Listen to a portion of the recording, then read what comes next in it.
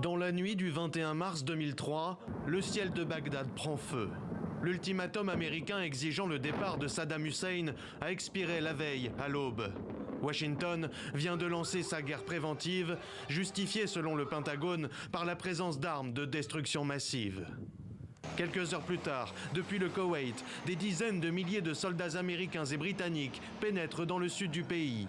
Pendant plusieurs jours, d'âpres combats les opposent aux unités de la garde républicaine irakienne, avant de parvenir, le 7 avril, au cœur de la capitale. Un souvenir douloureux pour les jeunes Bagdadis. En 3 semaines, toute une génération est privée de son droit à l'insouciance. Dans notre quartier à Bagdad, il y avait une base des forces irakiennes à côté de chez nous. Nous avons été touchés par les bombardements, ce qui a été un choc pour nous quand j'étais jeune. Je m'en souviens encore. La situation était très difficile et Dieu merci, nous nous en sommes sortis. Le 9 avril, cette image symbolique frappe les esprits. Le régime de Saddam Hussein s'effondre. Après une traque de 9 mois, le despote qui a fait régner la terreur pendant 24 ans sera arrêté le 13 décembre 2003, puis pendu fin 2006. Washington crie victoire, mais le pays et ses habitants sombrent dans la guerre civile. Alors qu'à l'été 2003, le scandale d'Abu Ghraib et le traitement des prisonniers par les Américains a choqué, la coalition est considérée comme une force occupante et doit faire face à des mouvements de résistance, des conflits interconfessionnels et des guérillas urbaines qui feront de nombreuses victimes parmi la population.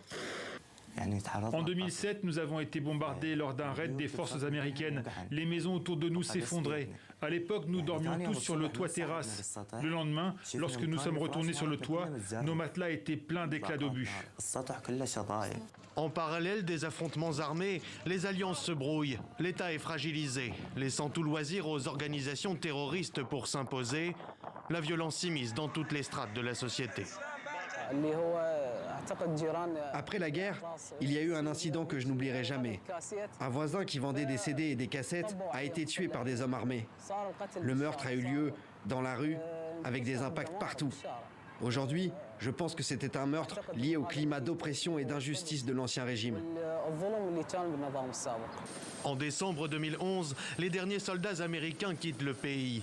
En près de 9 ans, plus de 100 000 civils ont été tués. La démocratie voulue par Washington est loin d'être effective. Et aux Irakiens qui ont vécu cette période, aucun traumatisme n'aura été épargné.